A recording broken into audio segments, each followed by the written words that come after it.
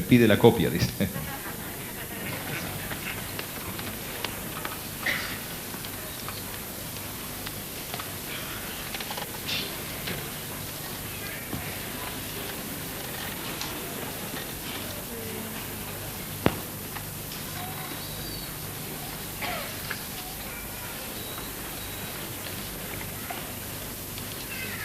Shalom Ubraha. La bendición de la paz sea con ustedes.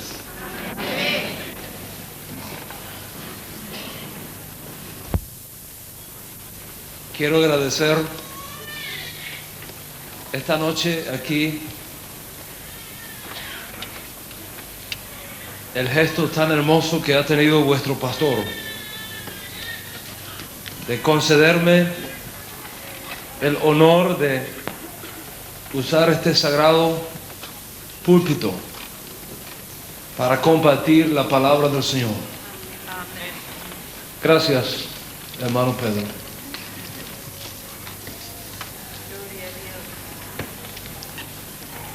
Yo sé que el Señor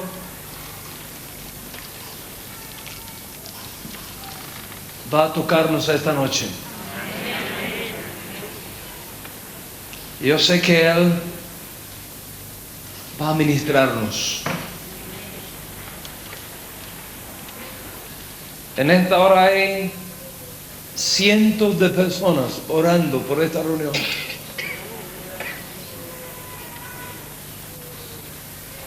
Y yo creo que en el corazón del Padre estaba esta noche apartada para nosotros.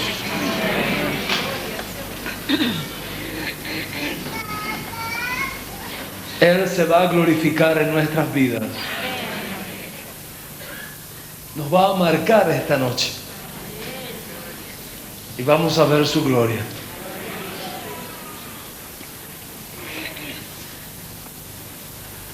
Es mi oración que esta noche, cuando usted salga a su casa, usted no pueda ser nunca más el mismo. Que usted salga más cerca del Señor, más comprometido con su reino, más identificado con la obra que el Espíritu Santo está haciendo entre las naciones. Y yo quisiera invitarle a que esté de pie conmigo un momento, si es tan amable.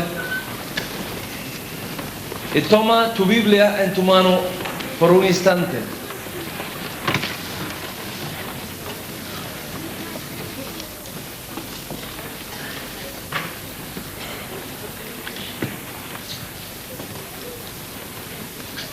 Dice la palabra que el Señor habría de hacer un nuevo pacto.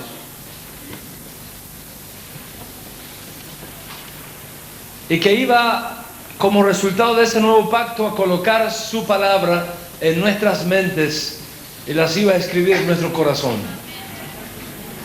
Y todos los que estamos aquí esta noche somos creyentes del nuevo pacto. Amén. Y yo voy a invitarle que, como símbolo de que somos creyentes del nuevo pacto, pongamos la palabra sobre el corazón un momento.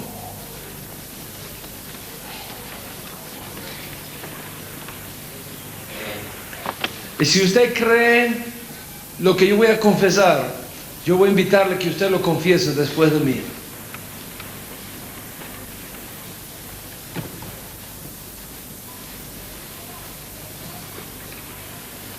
Pero yo lo diré primero, porque no quiero que confiese algo que usted no sabe qué es. Porque confesar es muy importante. Cuando uno confiesa, uno liga su alma a lo que uno confiesa.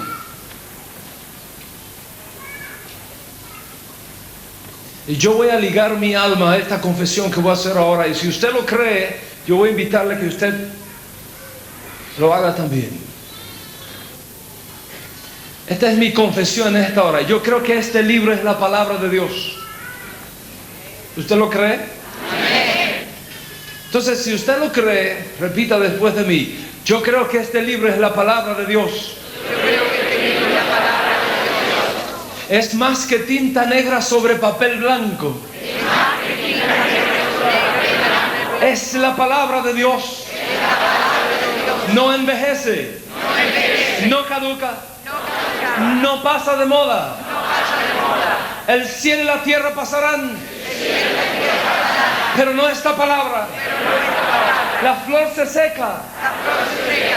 y se marchita. Se marchita. Pero no esta palabra. Pero no esta palabra.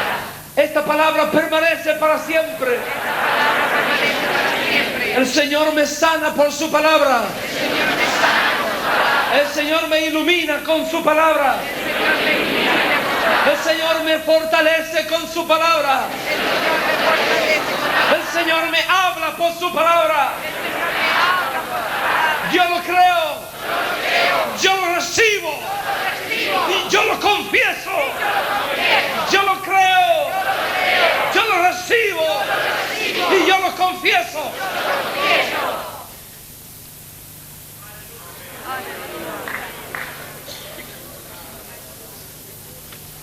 Dígale a la persona que tiene a su lado, el Señor te va a hablar por la palabra.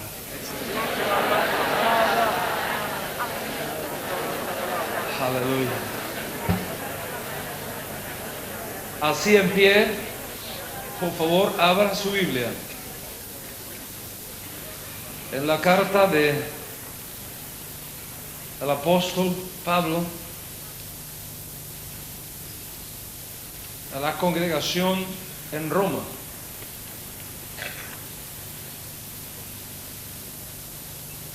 Carta a los Romanos, capítulo 11.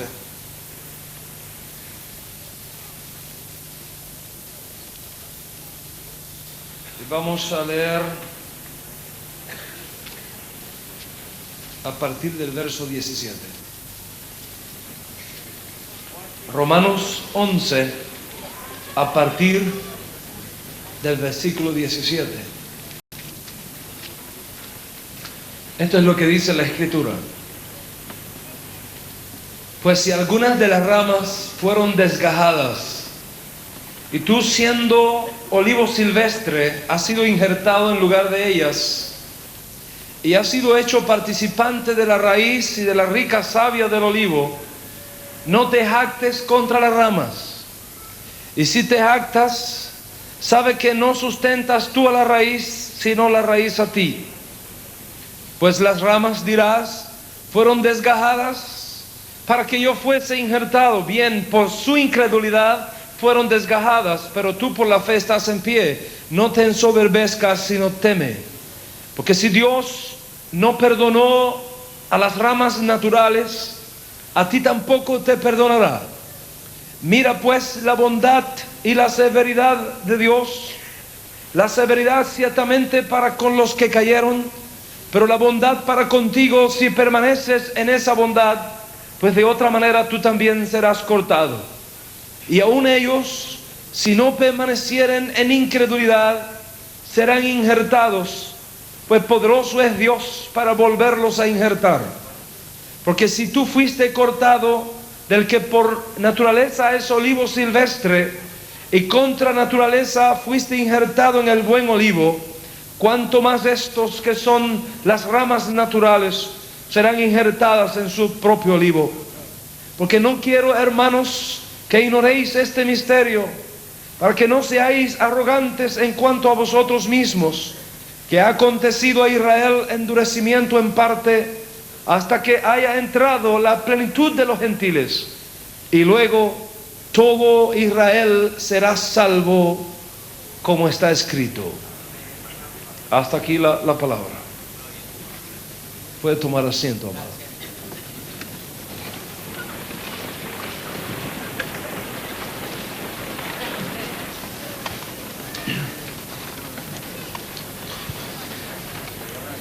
La carta del apóstol Pablo a los creyentes en Roma es la más larga profunda e importante de todas sus cartas. Por ser la más larga, es que ocupa el primer lugar en la lista de todas las cartas apostólicas. En esta obra magna que le fue inspirada al apóstol, él responde a una serie de problemas doctrinales que estaban circulando por Roma entre la comunidad de creyentes que allí se había reunido. Debemos recordar que al principio la Kehilat o congregación en Roma estaba conformada mayoritariamente por judíos. Sin embargo, muchos gentiles que visitaban las sinagogas también recibieron el evangelio cuando se predicaba a los judíos. Esta carta a los creyentes de Roma fue escrita aproximadamente en el año 58 después del Mesías. Es decir, que la carta es posterior al concilio de Jerusalén, donde se trató el tema del lugar, ministerio y responsabilidad de los creyentes provenientes de los gentiles en la comunidad mesiánica, asunto que tuvo lugar entre los años 50 a 55 después del Mesías. Recordemos que al principio el asunto no fue qué hacer con los judíos que se vuelven al Señor, porque al principio todos eran judíos, sino que el problema del principio fue qué hacer con los gentiles que abandonan su idolatría y se convierten al Señor Dios de Israel por medio del Mesías. Precisamente esta carta de Pablo a los creyentes en Roma tuvo, entre otras cosas, el propósito de aclarar este asunto. Ciertamente que la carta trata temas fundamentales para cada uno de nosotros, como son el gran principio de la justificación por la fe sin las obras legalistas de la ley, el asunto de la culpabilidad de todos los hombres, tanto judíos como no judíos, y la obra perfecta del Mesías como segundo Adán para traernos vida y esperanza a todos los hombres. Sin embargo, hay un tema que Pablo trata muy seriamente en esta carta, que no tiene que ver con la salvación directamente, pero que sí tiene que ver con la profecía, tiene que ver con la escatología y el lugar y función de los creyentes en el plan de Dios en la historia. Este asunto no surge de la casualidad. Este tema que Pablo toca aquí en esta carta y que va a ocupar nuestra atención esta noche, no surge de la casualidad, sino de ciertas circunstancias políticas y eclesiásticas. Políticas porque entre los años 49 al 52, el emperador Tiberio Claudio había ordenado que todos los judíos fueran expulsados de Roma. Así que la congregación en aquella ciudad, que había sido formada originalmente de judíos y cuyos líderes habían sido judíos, los cuales habían instruido a los conversos provenientes de los gentiles acerca de la fe en el Mesías y de la disciplina de la palabra, ahora se queda sin sus líderes naturales. Consecuentemente, los creyentes de origen gentil tuvieron que asumir el vacío de liderazgo producido por la expulsión de los judíos mesiánicos, y para cuando Pablo escribe esta carta alrededor del año 58, es decir, 5 o 6 años después de aquel evento de carácter político, la congregación en Roma era mayoritariamente no judía. Esto creó las condiciones eclesiásticas que explican mucho de las razones por las cuales Pablo escribe esta carta a los romanos. Veamos de qué se trató. El poder de liderazgo producido por la mayoría absoluta, comenzó a producir en los creyentes de origen gentil un cierto orgullo espiritual que desembocó finalmente en una idea que comienza a divulgarse en toda la congregación y que llegó a oídos de Pablo. Y la idea fue esta: los gentiles somos el nuevo pueblo de Dios.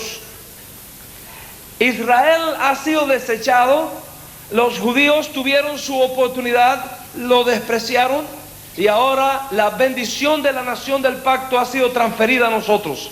Somos el nuevo Israel de Dios y no tenemos nada que ver ni con Jerusalén ni con los judíos. Este rumor comienza a caminar en las congregaciones en Roma, en la idea de que ellos han sido desechados y nosotros escogidos, en la idea de que Israel ya no es más el pueblo de Dios, y los gentiles convertidos al Dios de Israel por medio del Mesías comienzan a decir: nosotros somos el nuevo Israel. Así que se estableció lo que conocemos posteriormente como una teología de la sustitución o del reemplazo, en el sentido de que ya Israel no cuenta en el programa de Dios y que los creyentes de origen gentil son ahora únicos receptores de los pactos y de las promesas. Los capítulos 9 al 11 de esta carta responden a esta incorrecta teología que tuvo su origen en Roma. Hay dos preguntas claves que Pablo se hace aquí. Mire su Biblia, el capítulo 11, el verso 1. Mire la pregunta que Pablo hace allí. Digo pues, ¿ha desechado Dios a su pueblo? ¿Y cuál es la respuesta? La respuesta de Pablo es: en ninguna manera, porque también yo soy israelita, de la descendencia de Abraham, de la tribu de Benjamín. Así que la teología de la sustitución, amados, no tiene fundamento, ni en el programa de Dios, ni en la evidencia histórica. Dios no ha desechado a su pueblo, dice Pablo. Esa es la evidencia teológica. Porque también yo soy israelita, esa es la evidencia histórica. El argumento de Pablo es muy simple. ¿Cómo ustedes, amados, van a decir que el Señor ha desechado a los judíos como su pueblo, cuando yo mismo soy judío? Si Dios ha desechado a los judíos, me hubiese desechado a mí también. Pero como no lo ha hecho ni a mí, ni al resto de los apóstoles, ni al resto de los miles y miles de creyentes judíos, esto prueba que la teología que enseña que Dios ha desechado a su pueblo es una falsa enseñanza y una falsa doctrina. Mire que dice Pablo el capítulo 11, el verso 11. Dice: digo pues, ¿han tropezado los de Israel para que cayesen? ¿Cuál es la respuesta? En ninguna manera. En ninguna manera. Pero por la transgresión de ellos vino la salvación a los gentiles para provocarles a celos. ¿Qué dice Pablo aquí? Por la transgresión de ellos vino la salvación a los gentiles para provocarles a celos. Y si su transgresión es la riqueza del mundo y su defección la riqueza de los gentiles, ¿cuánto más será su plena restauración? Así que la teología de la sustitución es incorrecta y no tiene fundamento ni en el programa de Dios ni en la evidencia histórica. Consecuentemente, todo orgullo espiritual está condenado. Y eso es precisamente uno de los graves problemas que Pablo quiso corregir y quiso sanar. Miremos un momento lo que Pablo dice a los creyentes provenientes de los gentiles. En el capítulo 11, de los versos 18 en adelante. Mire que dice allí en su Biblia: no te jactes contra las ramas. Y si te jactas, sabes que no sustentas tú a la raíz, sino la raíz a ti. Pues las ramas, dirás, fueron desgajadas para que yo fuese injertado. Bien, por su incredulidad fueron desgajadas, pero tú por la fe estás en pie. No te ensoberbezcas, sino teme. Fíjense que dice Pablo. Pablo dice: no te jactes. jactes. Yo no sé si al pastor le ha ocurrido lo que a mí me ocurre cuando visito otro país, que una palabra en un lugar significa otra cosa en otro lugar. Consecuentemente, yo voy a usar una serie de palabras relacionadas para tratar de explicar lo que está detrás del concepto jactarse. ¿Qué significa jactarse? Entre otras cosas, jactarse significa fanfarronear. Jactarse significa alardear, farolear. Jactarse significa engreírse. Jactarse significa cacarear. Jactarse significa ufanarse, etcétera, etcétera. Y mira el versículo 20 lo que dice. Pablo dice aquí, no te ensoberbezcas. ¿Qué es lo que significa esto?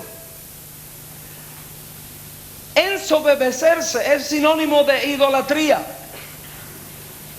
Ensoberbecerse significa idolatrar, egolatría, envanecerse, exaltarse a uno mismo, endiosarse.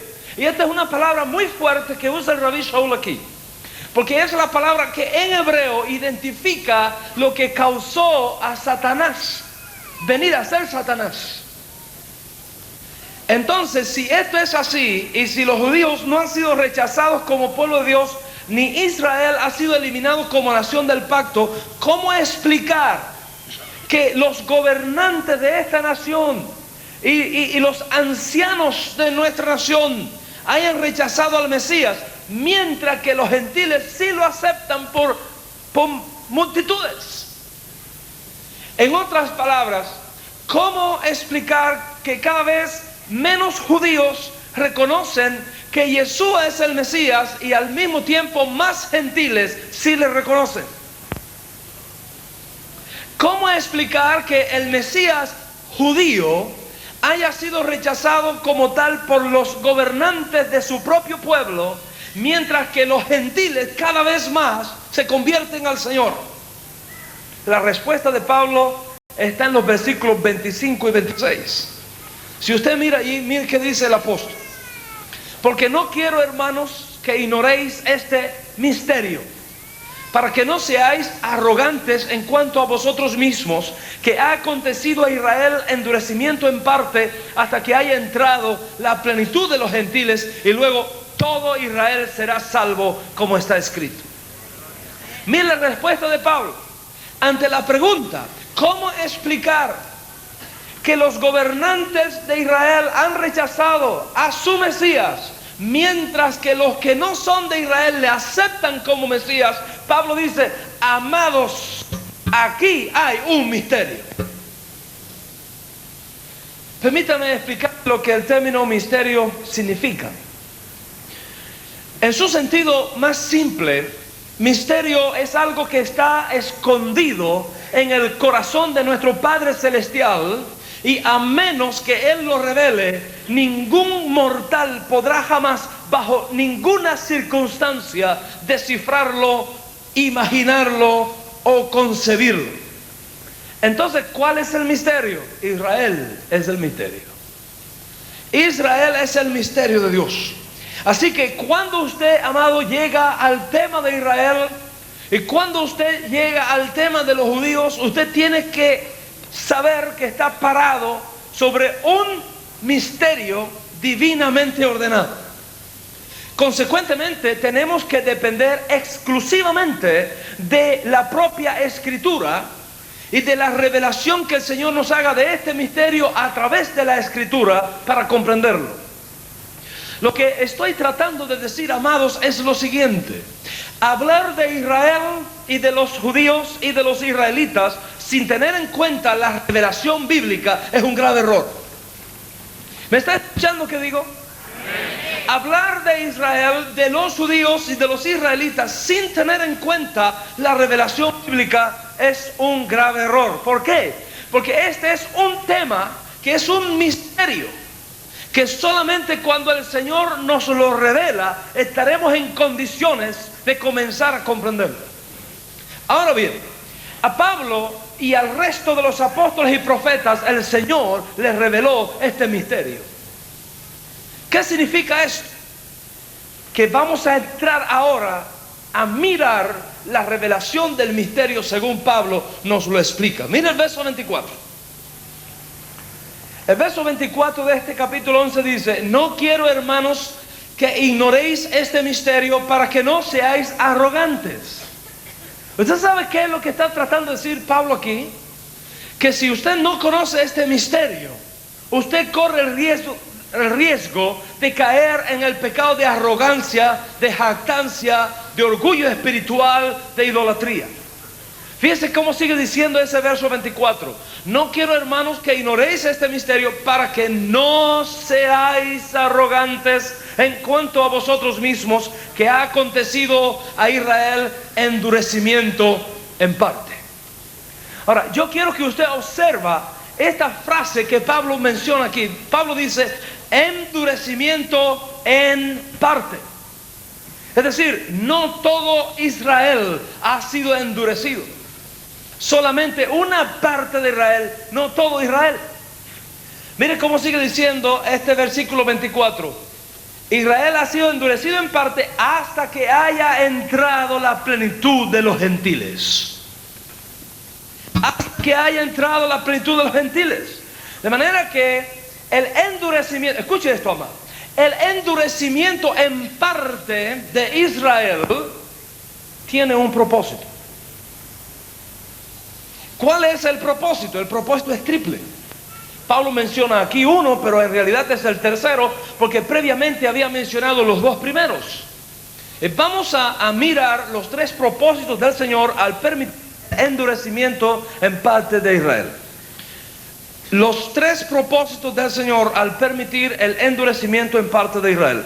Capítulo 11, verso 11. Dice, fíjense allí la frase que voy a leer: por su transgresión vino la salvación a los gentiles. Por su transgresión vino la salvación a los gentiles. En otras palabras, ¿me está escuchando que estoy hablando?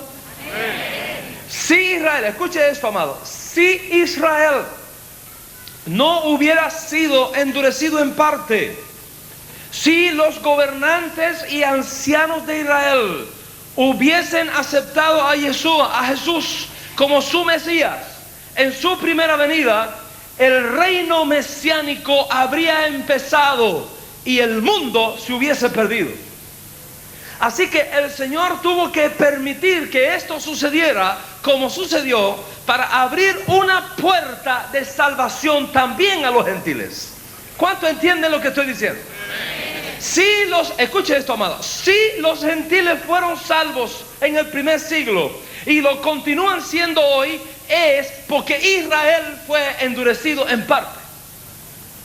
De manera que en vez de orgullo, en vez de vanagloria, en vez de jactancia, en vez de arrogancia, los gentiles que se convierten al Señor deben estar agradecidos al Señor de que les dio una oportunidad de salvación, endureciendo su propio pueblo, endureciendo a sus propios hijos.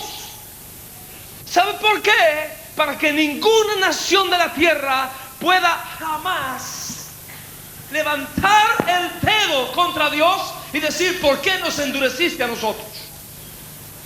Si hubiese endurecido a los argentinos podrían decirle: ¿por qué a nosotros? Si hubiese endurecido a los colombianos, ¿por qué a nosotros?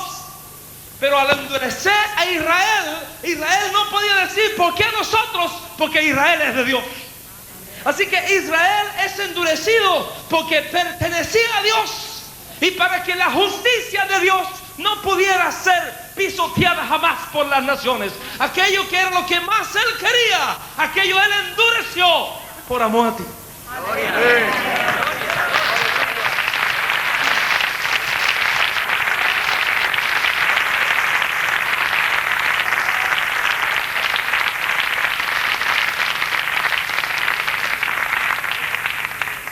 La segunda razón está allí en el capítulo 11, el verso 11, como sigue el texto diciendo: por su transgresión vino la salvación a los gentiles para provocarles a celos. Para provocarles a celos. Así que esta es la segunda razón. Que la salvación de los gentiles, este es un punto importante, no pierdan una palabra que voy a decir ahora. Que la salvación de los gentiles y la vida de los redimidos provenientes de los gentiles sea instrumento que provoque a celos a los que de Israel fueron endurecidos para que sean salvos. En otras palabras, que los judíos no mesiánicos, al ver la conducta y la forma de vida de los creyentes provenientes de los gentiles, sean provocados a celos. De manera que esto define en parte la función de los creyentes de origen gentil en el programa de Dios. Usted tiene que provocar a celos a los judíos no mesiánicos de esta ciudad. Usted tiene que provocar a celos a los judíos que todavía no creen que Yeshua es el Mesías en esta nación. Usted tiene que provocarlo a celos. ¿Para qué? Para que estos judíos, al verlos ustedes, digan: señores, esta gente vive la fe de nuestros padres mejor que nosotros. ¿Cómo es posible esto?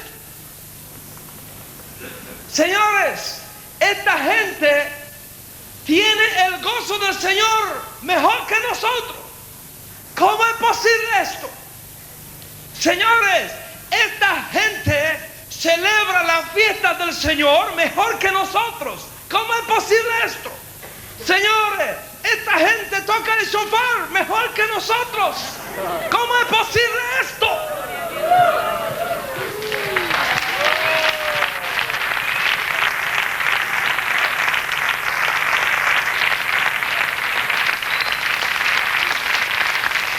¿De dónde les ha venido esto? Entonces usted se levanta y le dice: Yeshua me ha cambiado. Yeshua me ha cambiado.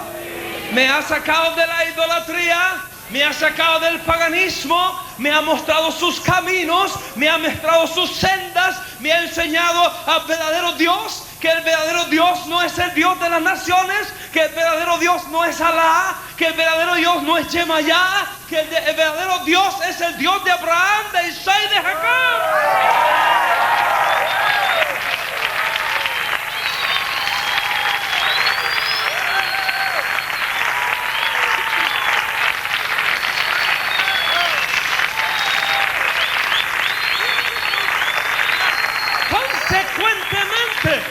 Consecuentemente, si Yeshua ha hecho eso, prueba que Él es el Mesías.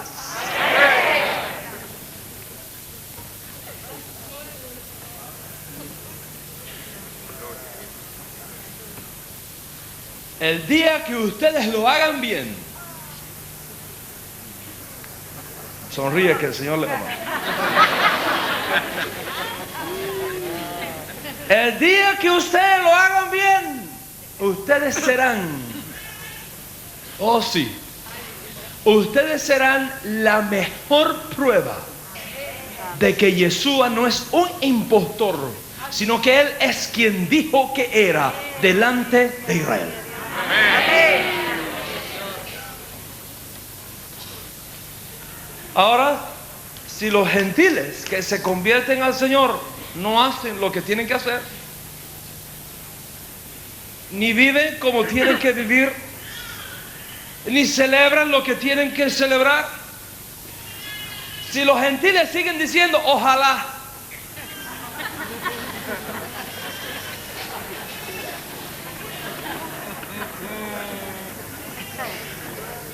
y exaltando a Alá, el Dios de los enemigos de Israel, si los gentiles siguen diciendo Ave María Purísima,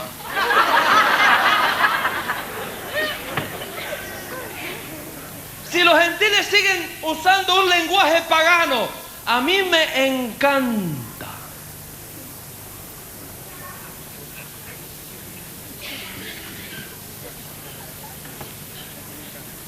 ¿Cuánto entiende que estoy hablando?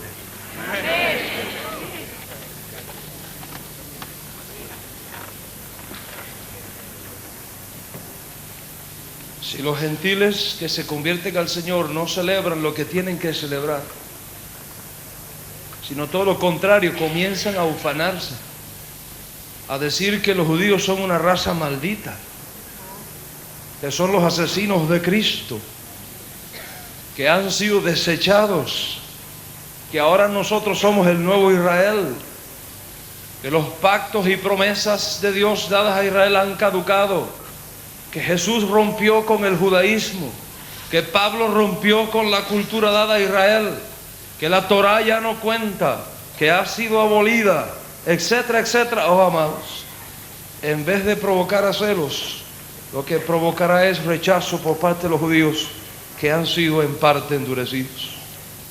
Lo que va a provocar esto es miedo, temor, indignación y más endurecimiento. Tristemente, cuando usted mira la historia, verá que esto es lo que ha ocurrido precisamente. Y que Pablo estaba cierto cuando dijo a Roma: cuidado, reconoced que estáis parados sobre un misterio, porque de lo contrario caeréis en el pecado de arrogancia y de orgullo espiritual. ¿Cuánto entiende qué digo? Aleluya. Bien, miremos el tercer propósito del endurecimiento en parte. Recuerda, primero, salvación de los gentiles. Segundo, provocar a celos a los judíos. Y ahora en el capítulo 11, verso 25, tenemos el tercer propósito. Dice: ha acontecido a Israel endurecimiento en parte hasta que haya entrado la plenitud de los gentiles. ¿Qué cosa es plenitud de los gentiles? No confunda plenitud de los gentiles con tiempo de los gentiles, porque son dos cosas completamente diferentes. Yo no tengo tiempo para explicar eso aquí, pero lo único que voy a decir es que la frase plenitud de los gentiles es una promesa que fue dada en el pacto que el Señor estableció con nuestros padres Abraham, Isaac y Jacob. Si usted no entiende esta promesa dada en el pacto abrámico, usted va a tener muchos problemas en comprender a Pablo. Así que lo que voy a decir es simplemente esto: que cuando haya entrado Melohaoim, la plenitud de los gentiles, entonces habrá una señal profética que marcará el comienzo del retorno de Israel a su Mesías. Bien, vamos a adelantar un poquito porque el tiempo está avanzando y yo no quiero, yo sé que muchos de ustedes tienen que viajar después del servicio y tienen que tomar carros públicos y no quiero que se le complique la noche, porque si veo que se complica, entonces ya amanecemos de una vez.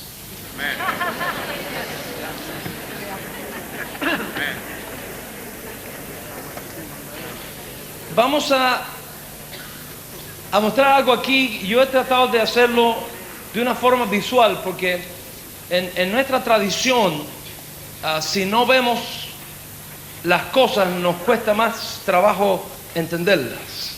Entonces yo he pedido permiso para mover estos árboles acá, y estos árboles nos van a ayudar a tratar de expresar algo aquí que yo quiero compartir esta noche con ustedes.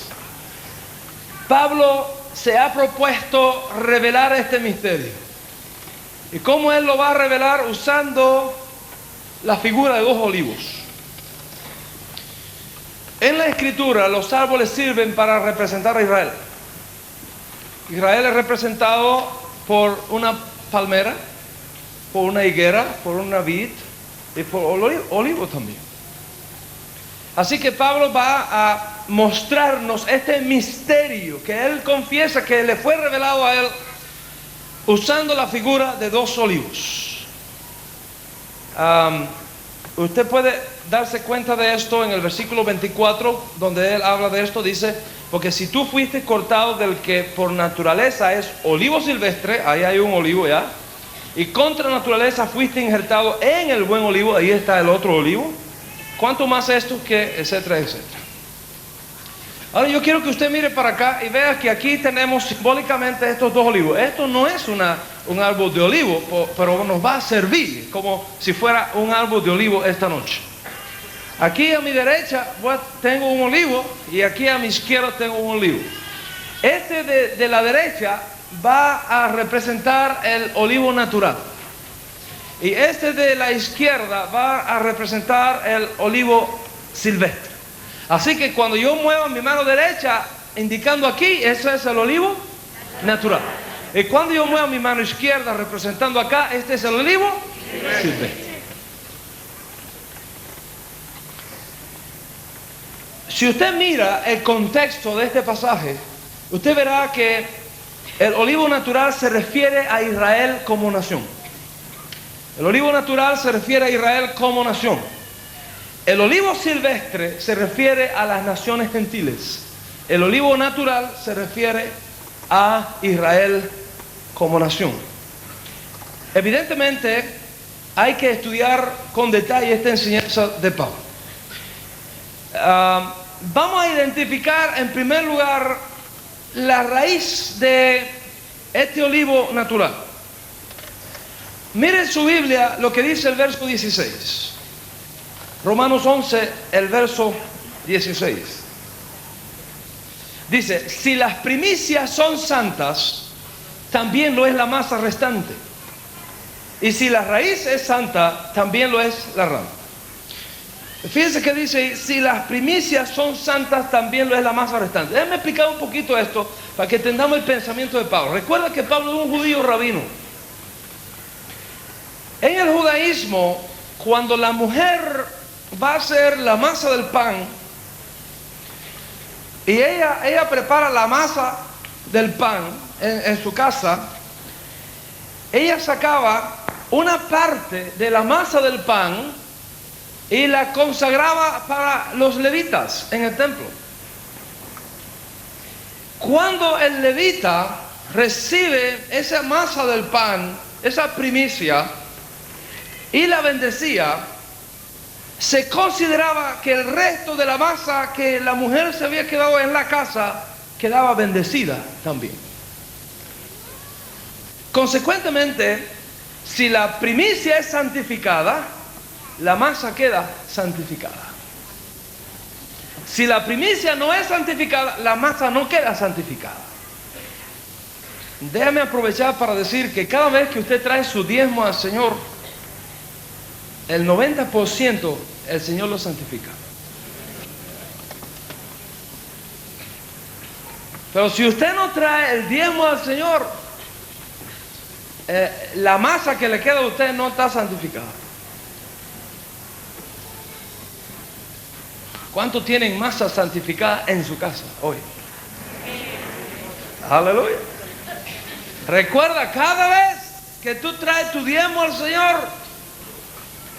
y se ora y se bendice, al momento que se está bendiciendo y consagrando la ofrenda aquí, el Espíritu Santo está bendiciendo lo que te queda a ti. Y un poquito con la bendición del Señor llega más lejos que muchos sin la bendición del Señor. Amén. Bien, entonces eso es lo que Pablo está diciendo. Dice, si las primicias son santas, también lo es la masa restante. Y si la raíz es santa, también lo son las ramas. Pablo dice que la raíz de este olivo natural es santa. Entonces, si la raíz de este olivo natural es santa, no pueden ser pecadores.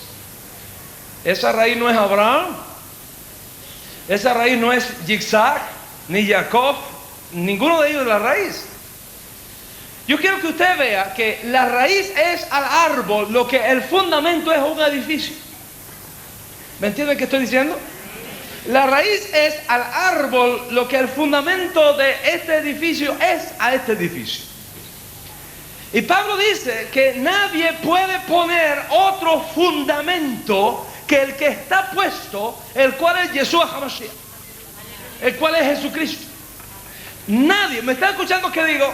Nadie puede poner otro fundamento que el que está puesto, el cual es Jesucristo.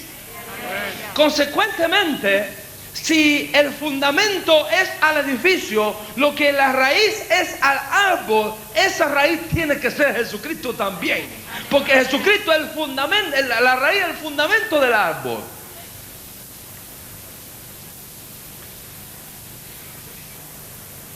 Cuando usted va al libro de Revelación, usted verá que allá se habla de Jesucristo como la raíz de Isaí.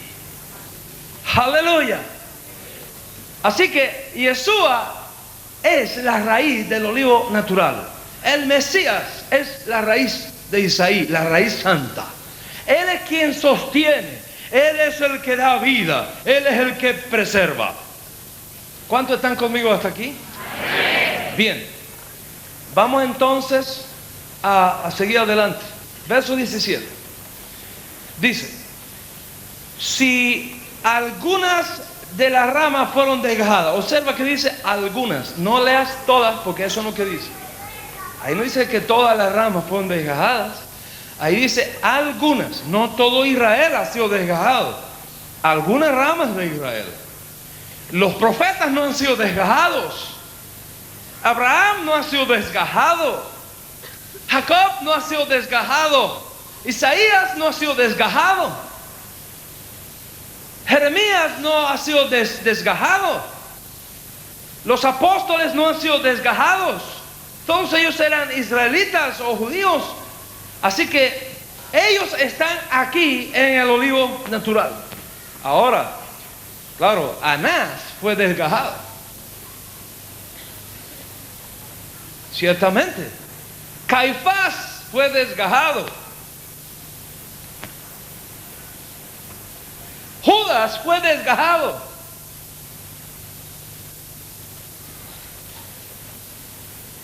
Tomás casi que se desgaja, pero a última hora lo dejaron.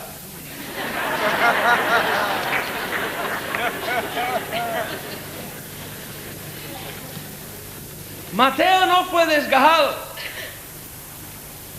¿Cuánto entiende qué estoy tratando de decir?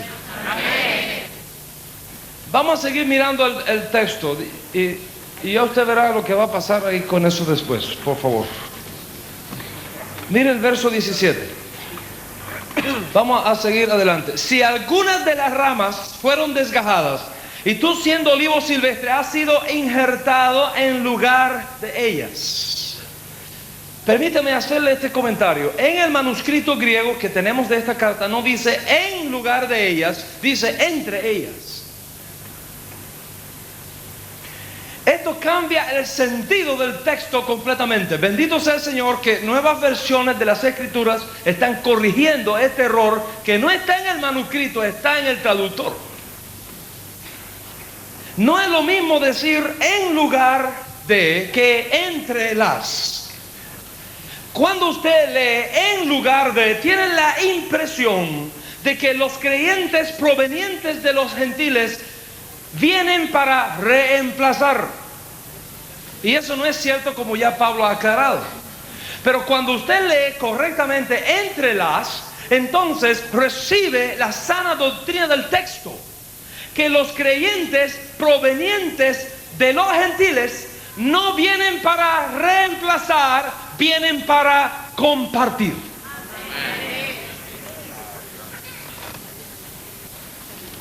Permítame explicarlo gráficamente. Según Pablo, las ramas de olivo silvestres son injertadas entre las ramas del olivo natural. Ahora, yo dije que tenemos aquí este árbol a mi izquierda que es el olivo silvestre. Piensa en esto. Pablo dice que la raíz del olivo natural es santa. Consecuentemente, si la raíz del olivo natural es santa y es Yeshua, Jesucristo, ¿quién usted cree que sea la raíz de este olivo silvestre que está allá abajo escondido?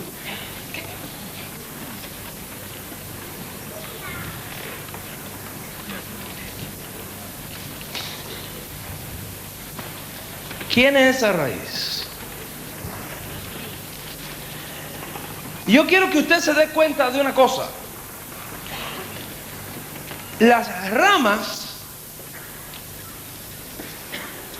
participan de la misma naturaleza que la raíz. ¿Está aquí conmigo? La Biblia dice que el mundo entero está bajo el maligno. La Biblia habla de Satanás como el príncipe de este mundo. Consecuentemente, quien está allá abajo sosteniendo este sistema mundano, ese que está allá abajo cautivando las naciones, ese que está allá abajo escondido, echando a perder las naciones de la tierra, es Satanás. Esa es la raíz del olivo silvestre.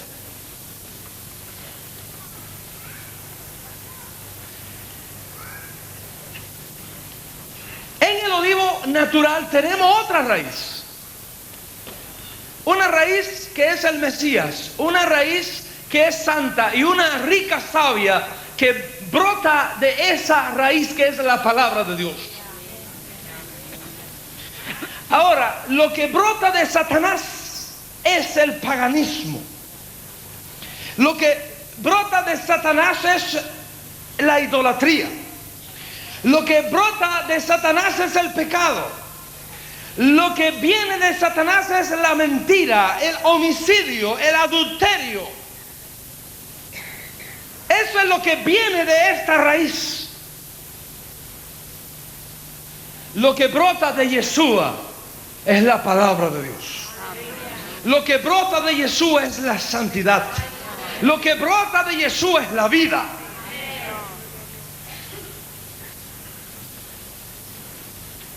Así que en el olivo natural tenemos una raíz que es el Mesías y una rica savia que es la palabra del Señor.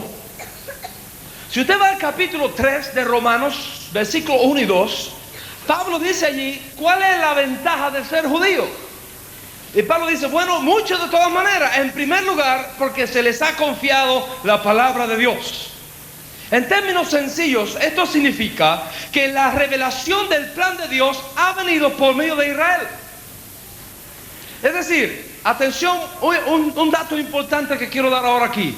El Señor escogió a Israel como su pueblo para hacerla depositaria de la revelación, lo cual incluye la Escritura y el Mesías.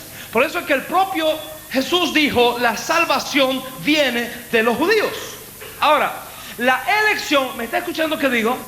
La elección de Israel no es el rechazo de las naciones, todo lo contrario. La elección de Israel es el medio de Dios para alcanzar las naciones.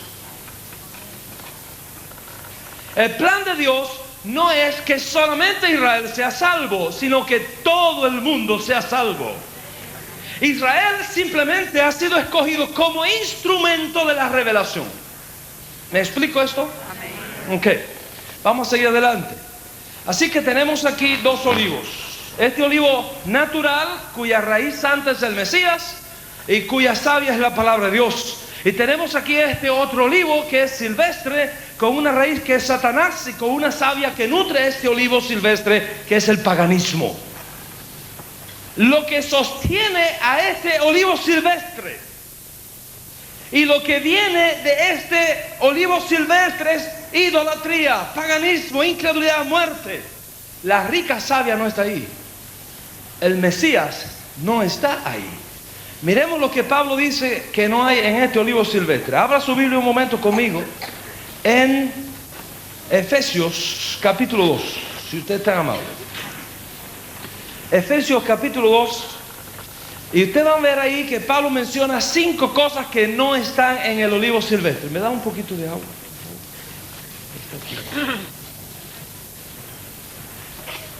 Fíjense bien, 5 cosas que no están en el olivo silvestre. Vamos a leer. Por tanto, estoy en Efesios 2:11. Por tanto, acordaos de que en otro tiempo vosotros, los gentiles en cuanto a la carne, erais llamados incircuncisión por la llamada circuncisión hecha con mano en la carne. En aquel tiempo, y ahora va a mencionar 5 cosas que no están en el olivo silvestre.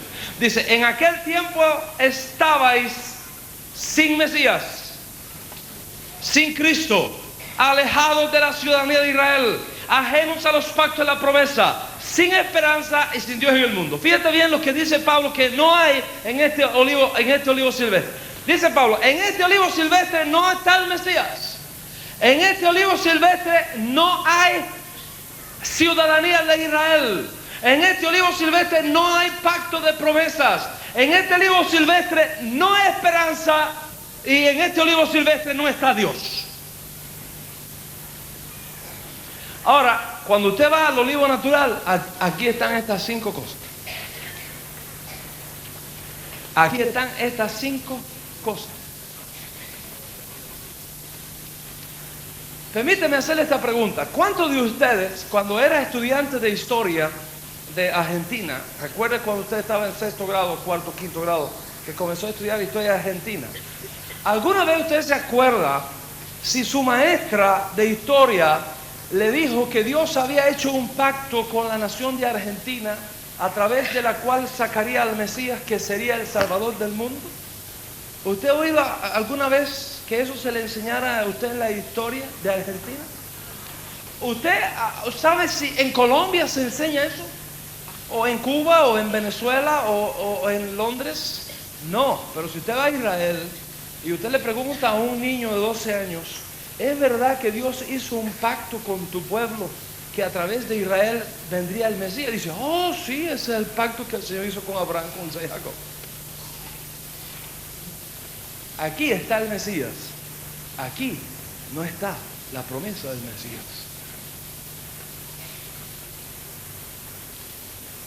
¿Cuántos alaban al Señor? Ahora, cuando usted va al olivo natural, usted se encuentra esas 5 cosas ahí. ¿Qué es lo que ha hecho el Señor? El Señor lo que ha hecho es usar a Israel como instrumento para que los gentiles conozcan del plan de Dios para su salvación. Así que hubo un tiempo de su vida cuando usted estaba aquí en el mundo, perdido, sin Dios y sin esperanza. Hubo un tiempo de su vida que usted estaba aquí. Hubo un tiempo de su vida que usted estaba atrapado en este mundo. Hubo un tiempo de su vida donde el espíritu que opera en los hijos de desobediencia estaba operando en usted también. Hubo un tiempo de su vida donde los poderes del mal tenían atrapada su mente y su alma. Hubo un tiempo de su vida donde usted estaba aquí, en este mundo, en este olivo silvestre, sin Dios y sin esperanza. Pero el Señor le envió el Evangelio. Y usted oyó. Y usted creyó. Y usted fue salvo por la fe. ¿Y qué hizo Dios? Atención, ¿qué hizo Dios? ¿Le dejó usted aquí? No. El Señor no lo dejó usted allí. El Señor lo sacó usted de aquí y lo injertó acá. Aleluya.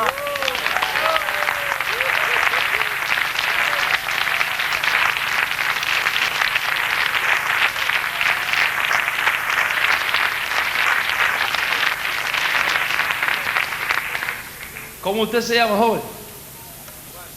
Juan. Tu nombre hebreo es Johanan. Un día tú estabas aquí, Juan. Perdido estabas tú aquí.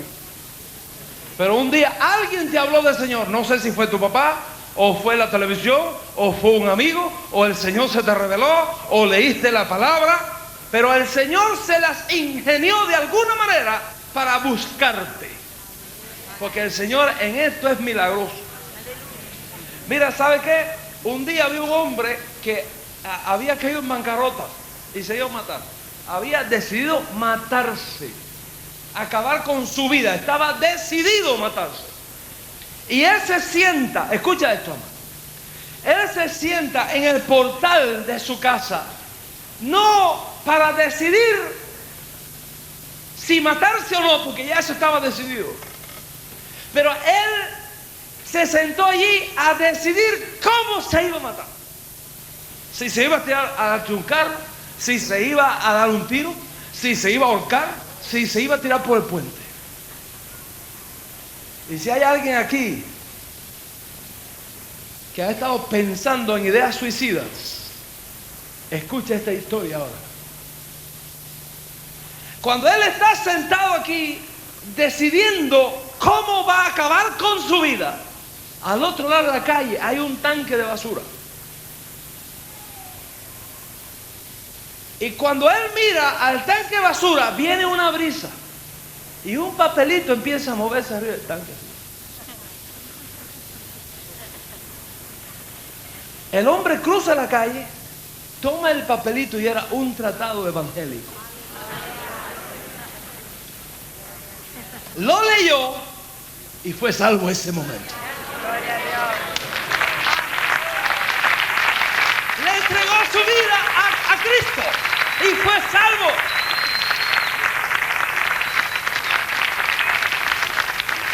Y si hay algo grande que te puede pasar a ti aquí esta noche, es que experimentes lo mismo. ¡Aleluya! Entonces, aquí el Señor te buscó y tú viste el papelito. El Señor te sacó de aquí. Yo quiero que tú mires para acá ahora. Cuando el Señor te sacó de aquí, cortó. Hija vaya, saja vaya. Urra barra vaya, ya saja.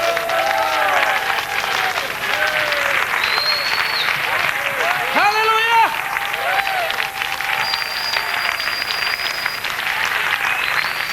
Cuando el Señor te sacó de aquí, cortó la maldición que te tenía atrapado acá. La cortó de raíz. Te sacó del reino de las tinieblas y te trasladó al reino de la luz.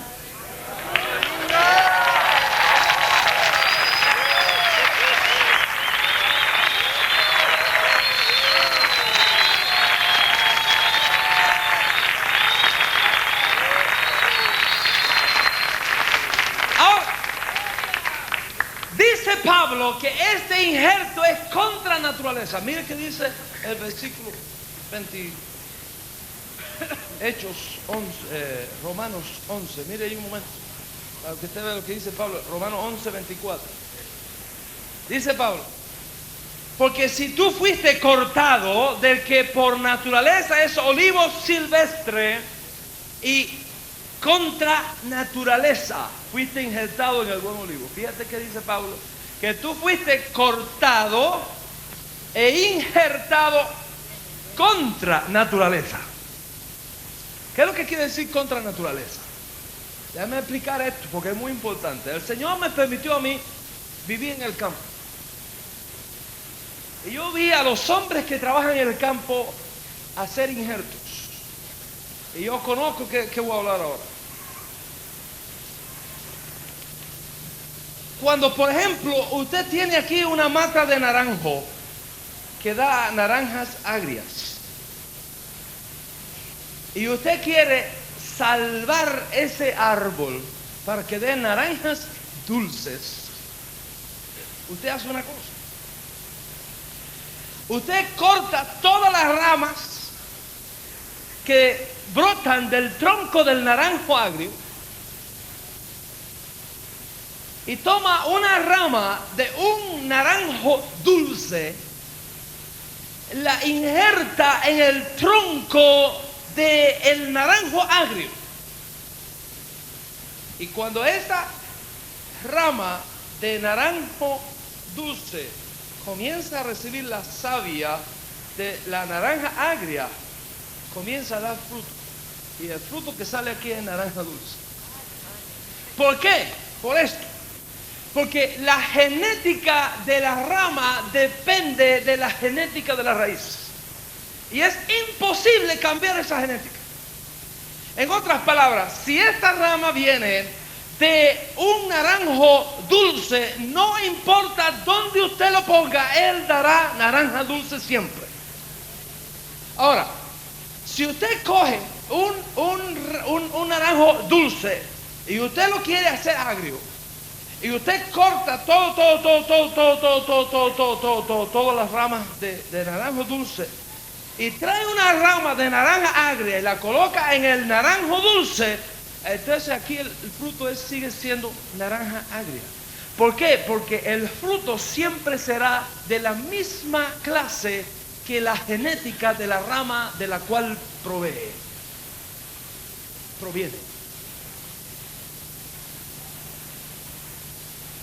Consecuentemente, si esto es un olivo natural, bueno, dulce, y usted viene de un olivo agrio, si a usted lo injertan acá, cuando usted saca fruto acá sale agrio, porque esta es su naturaleza. Pero Pablo dice que el Señor te injertó contra naturaleza.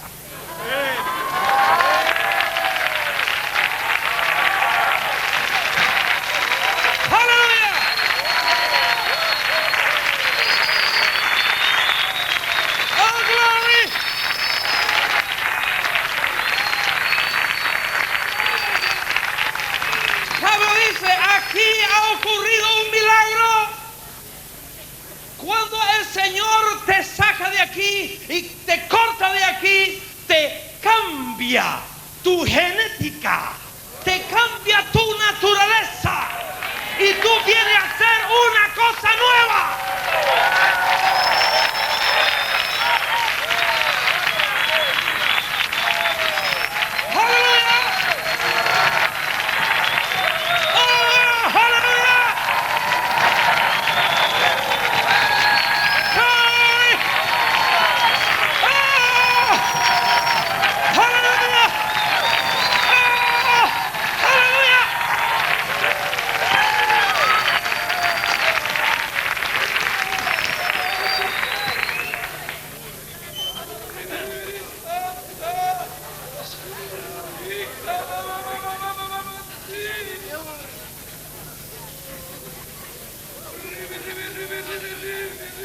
Al hacer esto,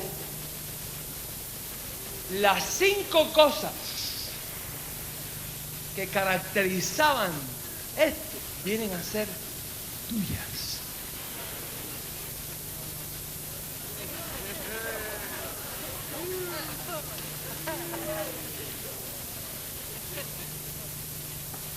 Lo que no tenías, ahora lo tienes. Así que antes no tenías Mesías, ahora lo tienes.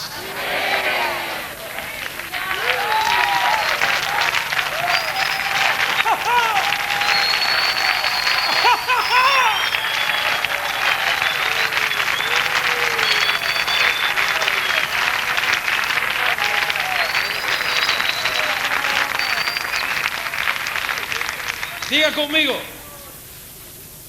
Antes no tenía al Mesías, pero ahora lo tengo. Dígale al que tiene a su lado, antes no lo tenía, pero ahora lo tiene.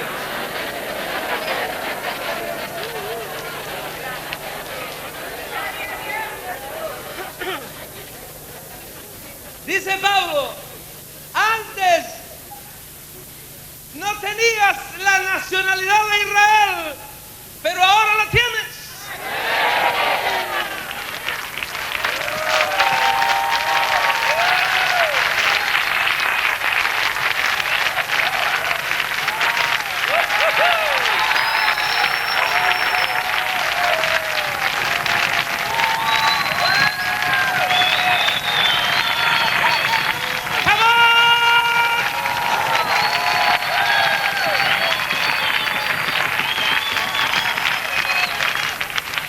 Repita conmigo, antes no tenía la ciudadanía de Israel, pero ahora la tengo.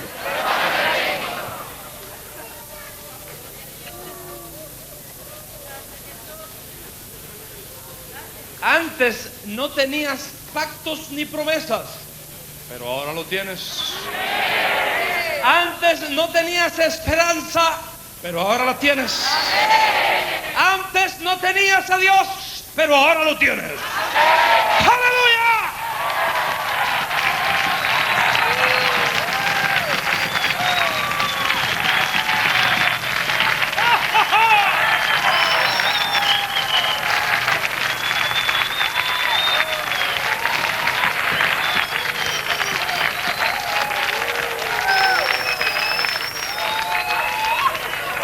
Me siento como un muchacho de 15 años. ¡Oh, glory to God!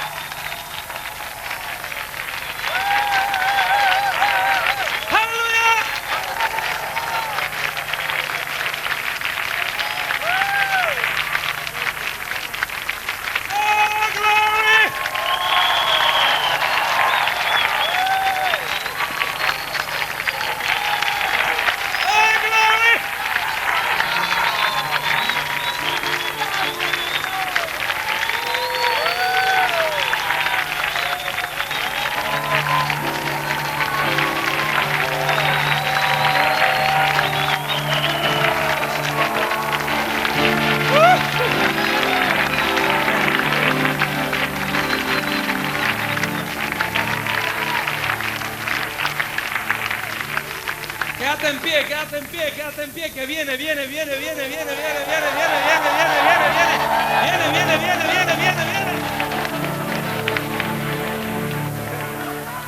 Aleluya. Repite conmigo. Antes no tenía, pero ahora sí. ¿No te sientes que viene? Voy a hacer una confesión. Escucha bien, voy a hacer una confesión. Acuérdate que dije que confesar es peligroso porque tú ligas el alma a eso. Y lo que tú digas va a ser hecho, dice Yeshua. Esta es la confesión que yo voy a hacer. Yo no soy lo que pienso que soy, sino lo que Dios dice que yo soy.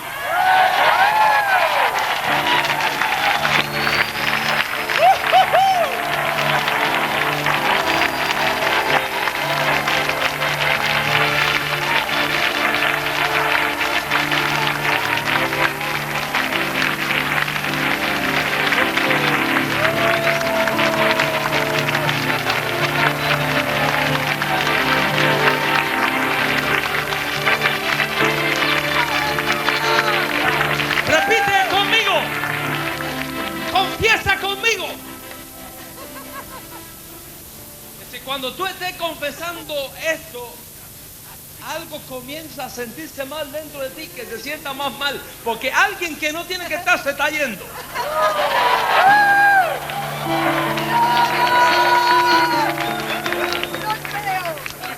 Confiesa conmigo.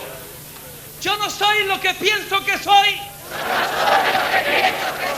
sino lo que Dios dice que yo soy. Yo no estoy donde pienso que estoy, sino donde Dios dice que yo estoy. Yo no tengo lo que pienso que tengo, sino lo que Dios dice que yo tengo.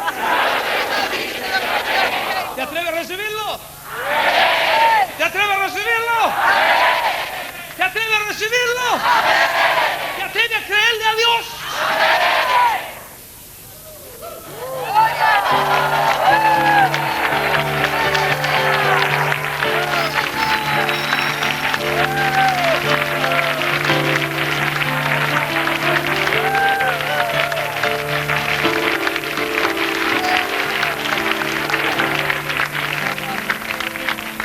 Siéntate un momento. Abra tu Biblia ahí donde está. Abra tu Biblia ahí donde está. En Efesios 2. Mire lo que dice Pablo en el verso 19. Efesios 2:19. Mira qué dice. Así que ya no sois extranjeros ni advenedizos, sino conciudadanos de los santos y miembros de la familia de Dios.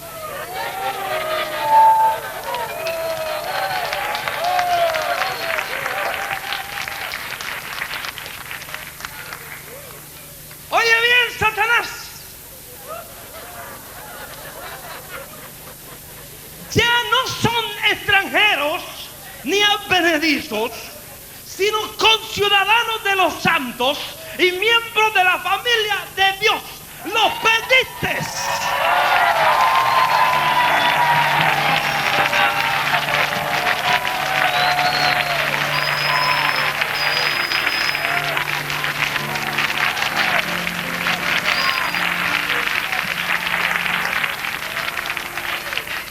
Ahora, amado, un punto doctrinal aquí, sumamente importante.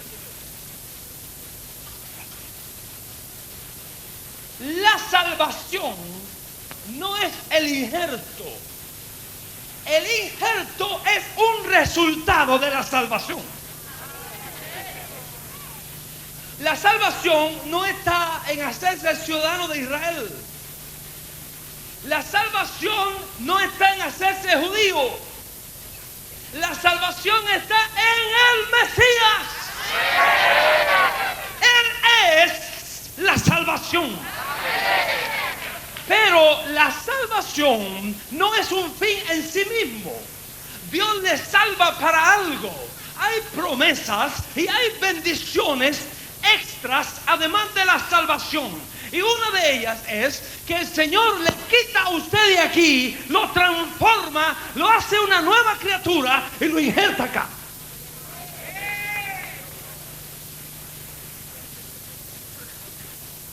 Es decir, que el Señor le da a usted la nacionalidad de Israel sin exigirle que usted se haga judío. Mira tú.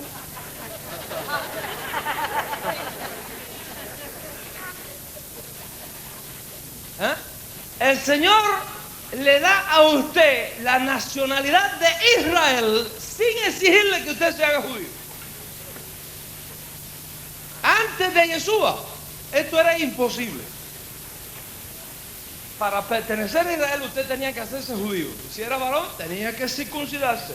Y si era mujer, tenía que hacer tevilá y hacer un sacrificio en el templo, etcétera, etcétera, etcétera.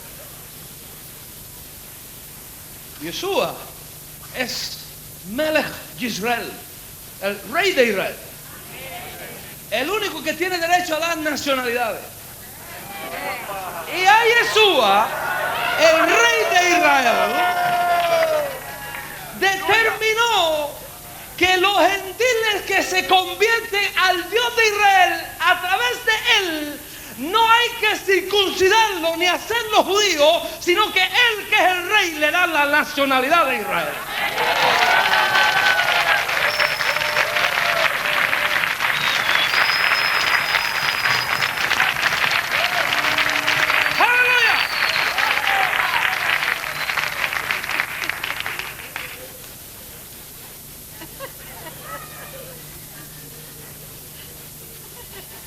¿Por qué? Porque Yeshua le circuncida a usted el corazón.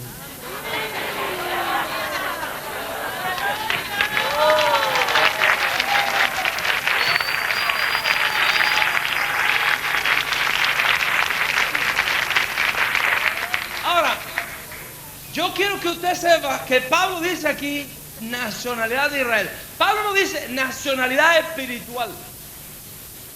No meta filosofía griega aquí.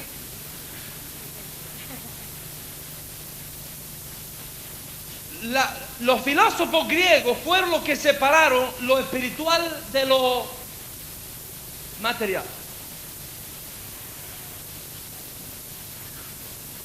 Y esto se llama en psicología. ¿Tú sabes cómo se llama esto en psicología? Esquizofrenia. Esquizofrenia es cuando a una persona se le divide la mente. Y eso viene de los griegos. No, amado. Cuando el Señor le da a usted la nacionalidad de Israel, es la nacionalidad de Israel. ¿Usted ha visto que alguna vez el Departamento de Inmigración o el Departamento de Justicia de esta nación le dé una nacionalidad espiritual argentina a alguien? ¿Usted conoce a algún ciudadano espiritual argentino? No, cuando se da la nacionalidad es la nacionalidad. Y Yeshua le ha hecho a usted ciudadano de Israel y punto.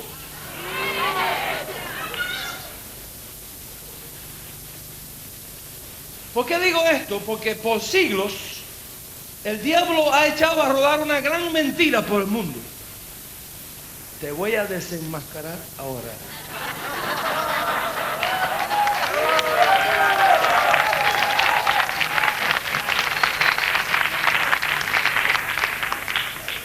¿Usted sabe cuál es esta gran mentira? Que Israel ha sido rechazado como pueblo de Dios. Falso. Segunda gran mentira. Que los cristianos han reemplazado a Israel como pueblo de Dios. Falso. Tercera mentira. Que los gentiles, cuando son salvos por la fe, siguen en el olivo silvestre. Mentira. El Señor lo saca de ahí.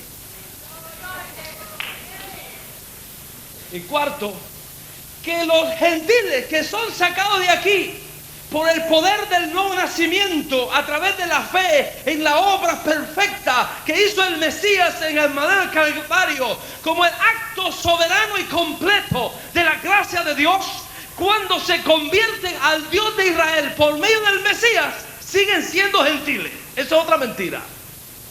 Usted no es más un gentil, usted no es más un pagano, usted no es más un idólatra. La Biblia dice, de modo que si alguno está en Cristo Jesús, nueva criatura es.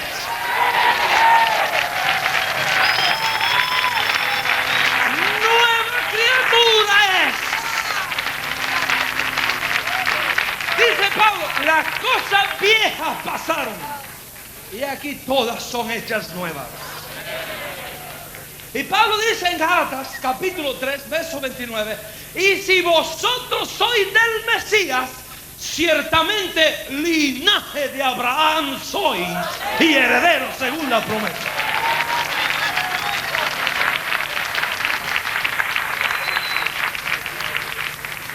Y Pablo dice en Primera de Corintios, busque en su Biblia, Primera de Corintios capítulo 12, el verso 2, dice, sabéis que cuando erais gentiles,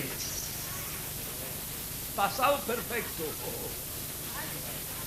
cuando erais gentiles, ya no, eso era antes, ya no, ahora yo soy una nueva persona en Cristo Jesús. Cuando Pablo se dirige a los de el olivo natural como gentiles, es para recordar el origen, no la naturaleza.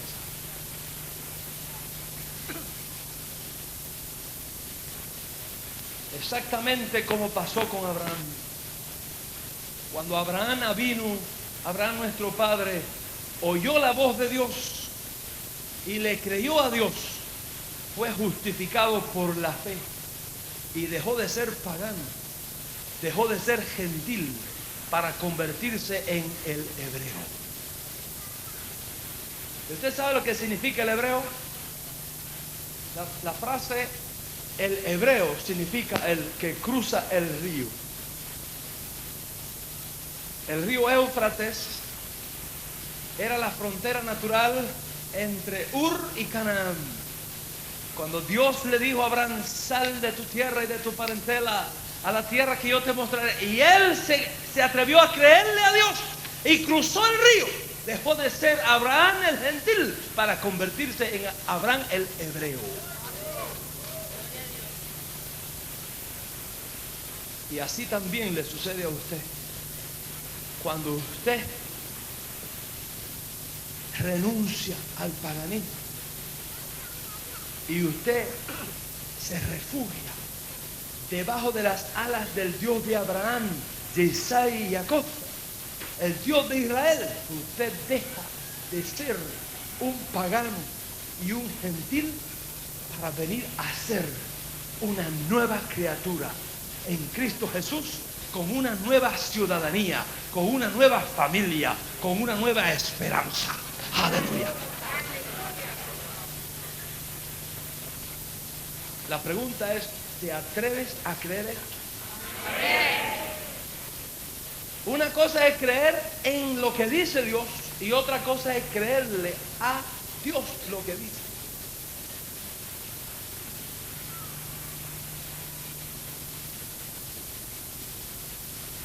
¿Te atreves a creerle a Dios? Usted sabe cuál es una de las grandes necesidades de los creyentes: aprender a pasar de lo legal a lo experimental. Lo legal son sus derechos. Lo experimental es su vivencia. Usted tiene derecho al perdón de sus pecados. Es un derecho que Jesús ganó por usted en el madero del Calvario. Pero eso no se recibe automáticamente. Para que usted experimente ese derecho, usted tiene que confesar su pecado. Si confesamos nuestros pecados, Él es fiel y justo para perdonar nuestros pecados y limpiarnos de toda maldad. Entonces, la fe es lo que le permite a usted pasar de lo legal a lo experimental. ¿Te atreves a creerle a Dios esta noche? ¿Te atreves a cruzar el río? Quizás muchos de ustedes tienen que empezar por decirle: Señor, sácame de aquí esta noche. Corta la maldición que está oprimiendo mi vida. Satanás me tiene atrapada. Sálvame esta noche. Quizá muchos de ustedes tendrán que empezar esta noche por decirle a Yeshua: entra en mi corazón, perdona mis pecados y hazme la persona que tú quieres que yo sea. No quiero más vivir aquí. No quiero más que el enemigo se enseñoree de mí y de mis hijos. No quiero más que mi corazón sea estrujado por esta mano negra que me persigue. No quiero más, Señor, que cada vez que empiezo una cosa sucede algo que echa todo abajo. No quiero más seguir en esta opresión. No quiero más seguir en esta cosa terrible que está destruyendo mi vida. Yeshua, sálvame esta noche. Y si usted se atreve a gritar así, el Señor le va a salvar esta noche. Porque lo hizo conmigo y lo ha hecho con millones. Y si lo ha hecho con millones y lo ha hecho conmigo, lo va a hacer contigo también. Y para otros, quizá esta noche signifique atreverse a creerle a Dios y usted no verse más aquí, sino allá. Comenzar a verse como Dios lo ve. Comenzar a vivir como donde Dios le ha colocado. Comenzar a realizar, a reconocer en su vida que el judío no es tu enemigo, es tu hermano.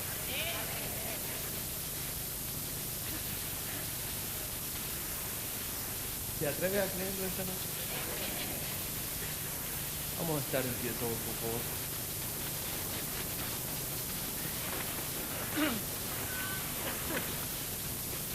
Y vamos a orar.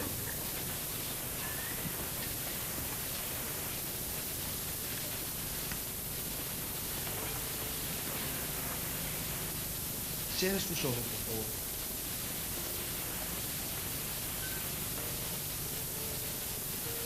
Si usted no lo ha hecho nunca, yo voy a pedirle que lo haga esta noche.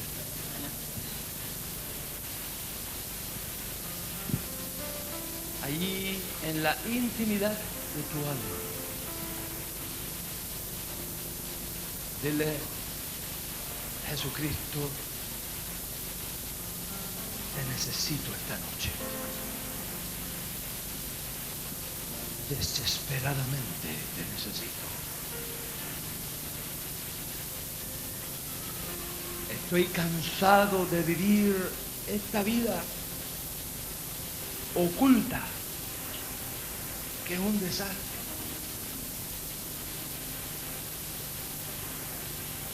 Porque he hecho de mi vida un desastre. He hecho de mi familia un desastre.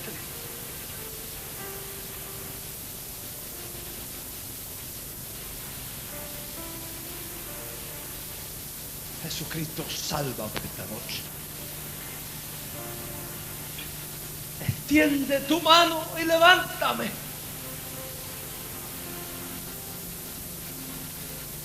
Sácame del hueco. Rompe esta maldición que me sigue. Quita esta mano negra que me persigue.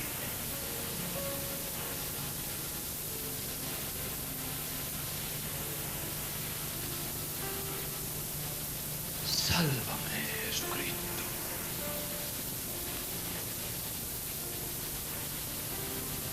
Voy a confiarte a ti mi vida para que tú la salves.